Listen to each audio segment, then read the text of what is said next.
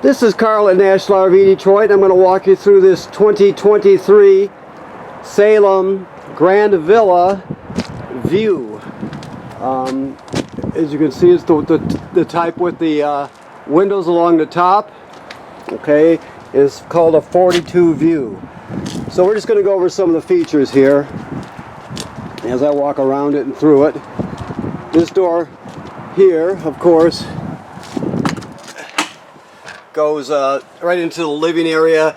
The bathroom is to the left, and then you've got the rear loft right up there. We'll go inside in a few minutes. Okay, you have outside speakers. You have a huge power awning with LED strip. TV signal out plus power to put a TV out here. Okay. Of course, your front picture windows, that cardboard will come off. All right, you got two LP tanks with an automatic changeover regulator. Plus, you have a deep cycle marine battery. I don't know if I can show you where the kill switch is here. Maybe I can show you. Let me go this way. If not, you'll just have to take my word for it. That is back there. It's kind of hard to see, but it's right up against the frame under there by the battery, and you can shut off the battery right there if you need to. Okay, you have some storage here.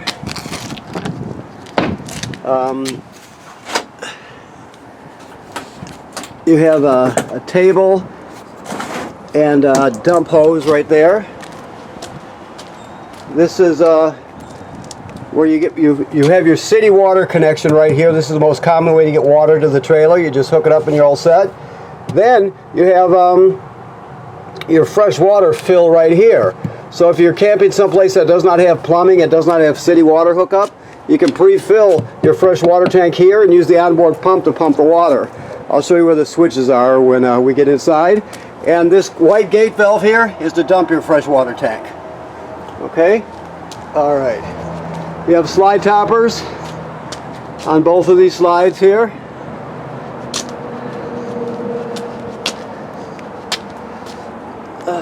This is where the water heater is. Now this is an electric water heater.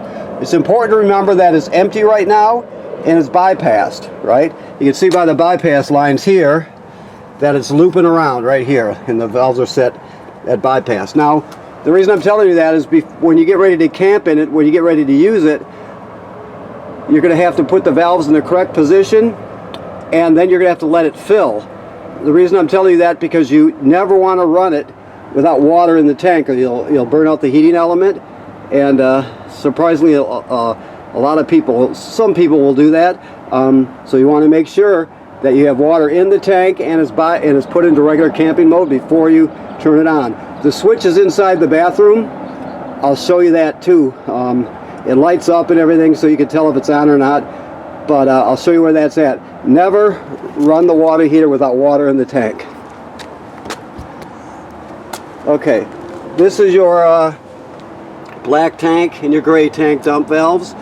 This is your black tank flush right here. So after you dump your black tank, which is toilet water and waste, leave the valve open, then you can hook your hose right up to here and turn it on. It'll flush out your black tank, clean off the sensors really well. It's a good thing to do if you got a working hose. Then it's a really good idea to use the flush, the black tank flush. Just remember to leave the valve open, like it states on the sticker here. Leave the valve open so too much pressure doesn't build up. These are low point drains for winterizing. You have a 50 amp system, right? So you got a 50 amp cord, 30 feet long. You can see we reduce it down. You get a reducer to reduce it down to a 30, from a 50 to a 30. Then we give you another one to reduce it down to a 20, just in an emergency. Of course, you can't run the air conditioner or anything like that off the 20 amps, but you can do pretty much everything else. That's a fan in the bathroom right there. As we look up, keep in mind the manufacturer states you every 60-90 days you should inspect your roof, make sure there's no cracking or separation on any of the sealant, no damage to the roofing attachments or roofing material by low branches or road debris. Just give it a good inspection to make sure it's in good shape, okay? cable and satellite through, and back around the other side. So let's go inside now. We'll look at the features inside. Okay. So we'll go through the sliding doors here. Now this is a really, I'm sure you already know, a really great destination trailer. You have 2 lofts in it, front bedroom. So we'll start right here at the control panel. This is obviously your thermostat. It's very simple. You just poke the mode button there to light it up, and you can go through the different options. This is a dimmer, so always make sure you rub your finger over it. Here, let's do it this way. So you rub your finger over it to turn on the lights. Your water pump is right here. Remember I told you about pumping water out of the fresh water tank. This is also used to winterize the trailer. Your slide out button right here. For your slide outs, this is hydraulic slide out, so you just have the one button there. And then you can test your levels here. Batteries charged, fresh water's empty, black 1, gray, galley. There's no black 2 on this one, so you disregard it. Okay? Also, there's more controls over here. These are for your shades. The shades are powered, right? So you have them all here. You'll select the one and then you push up and down. You also have a TV lift, a televator they call it, over there. So you see I put it into the opposite, and then I'll go like this. And your TV pops up using the televator. Okay. As we go over here, you can see it has a typical remote. There's nothing unique about it. This remote here is for your fireplace right here. You have 2 fireplaces, one in the bedroom, one here. There's a fan in here, right? Let me see if I can show you.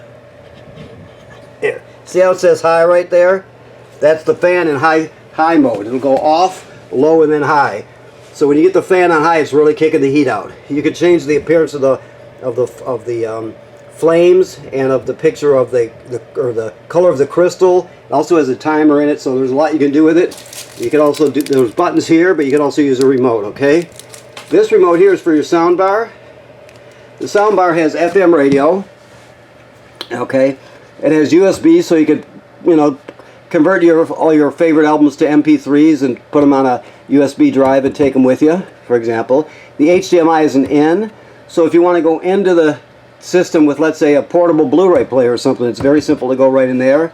You have Bluetooth, so you can hook up wirelessly with your phone or your tablet, and you have 2 speaker zones, 1 and 2. 1 is inside the trailer, 2 is outside the trailer. So there's a lot of options when it comes to your sound and your TV. These could actually, let me make sure I'm correct when I say this. Yeah, these actually convert to a bed. So you pull the cushions off and you can fold this out into a bed, hide a bed. I'm sure there's storage underneath here. Yes, so you have storage underneath the ottoman. Let me look around here a bit. Plenty of stools.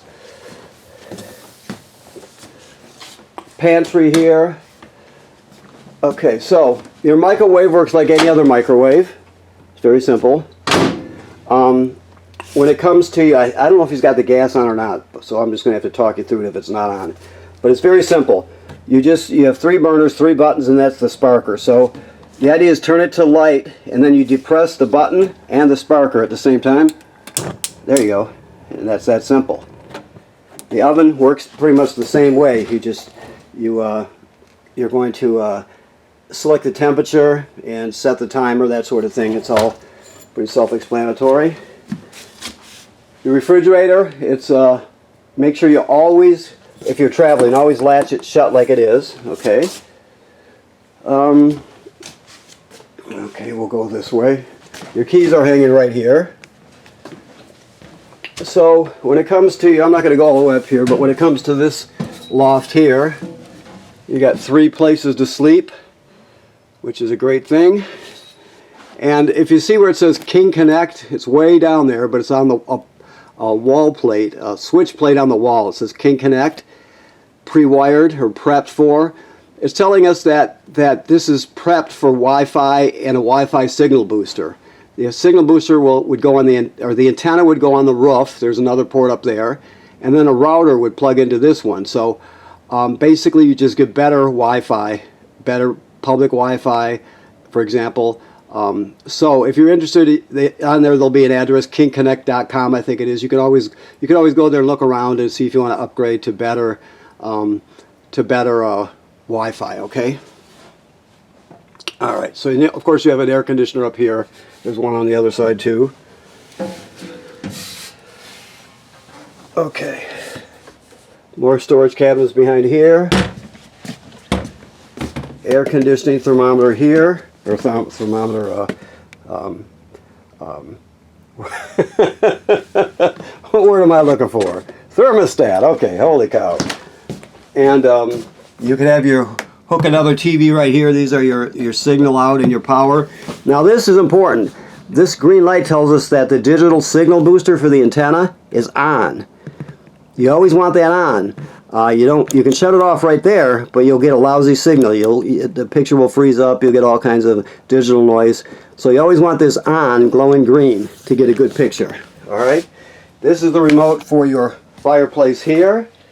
Now, what they're telling us with this sticker here, just so you know, I don't know if you're going to winterize it yourself or de-winterize it, that the inlets to draw the antifreeze in are back here. By back here, they're talking about behind this fireplace here. So it comes off real easy. There's just a screw here and a screw there to pull the face plate out. Then you just pull the fireplace itself out. It's very light, and you'll see all the stuff to pump antifreeze in your system. Okay, that's where it's located at. I know it's kind of confusing because people will look in the cupboards and all over, but it's actually behind there. Took me a little while to realize that. You have more storage underneath here. Okay. Let's go up this way.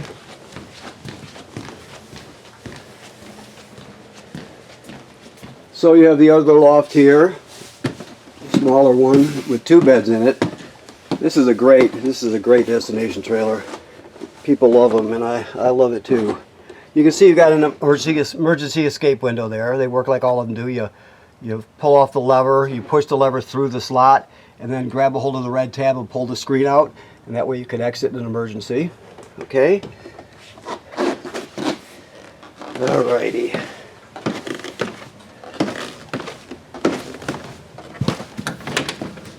So, the bathroom.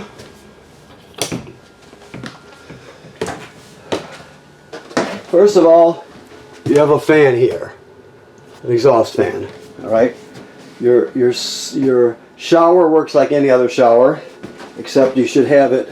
Oh, it is locked into place. Okay, it works like any other shower. Your sink works like any other sink. This is a GFCI plug. There's also another one up on the other end. So all the plugs in the trailer, including the one on the outside, are wired through a GFCI. So if you're using something outside and it pops, you're going to either reset this one or the other one. It's going to be one of the two. It'll light up so you know. But anytime you pop a GFC or a plug, you go to one of the 2 GFCIs in here and reset it. This is your power converter right here. This converts AC to DC power when you're plugged in. So let's say you're plugged in, like we are. You have regular 110 AC circuit breakers here like you'd have at home, and they're all labeled, of course. Then the power is converted to 12 volt DC over here, so you got 12 volt fuses, and they're all labeled, right? If a 12 volt fuse was to blow, you can actually see them glowing through this tinted plastic here. Also, importantly, this is a battery tender. It'll always keep your battery charged, so as long as you're plugged into shore power, it's always going to be sensing how much energy your battery needs and keeping it charged, okay? And I told you about the switch. Let's see here. Well, let's go this way. This obviously this is your washer dryer combo. We could talk to more about that if you need to, but it works the same way they all do. It's very, very intuitive. So there's nothing really unique about the washer dryer. And here we go. And this is the switch for the water heater. Remember what I said about always making sure there's water in the water heater before you turn it on? There's a piece of tape over the switch because that's the way they do it, just so it doesn't get turned on accidentally when there's no water in it. But if you were to flip that up, the switch will glow red, and you'll know that is on. You never run it without water in the water heater. That's very important. You can tell people have done it before. That's why I keep stressing that. Okay. There's also something it's not easy to see, but you can open this up here, and you have hookups here. Your power. This one doesn't have the digital signal booster because it uses the one that's up in the front bedroom. So make sure that digital booster is on, even for this TV. Okay. Okay. Nice bar space with stools. I'm going to bring the televator down. As you can see out the window, the awning has a digital or a LED strip the length of the awning out there.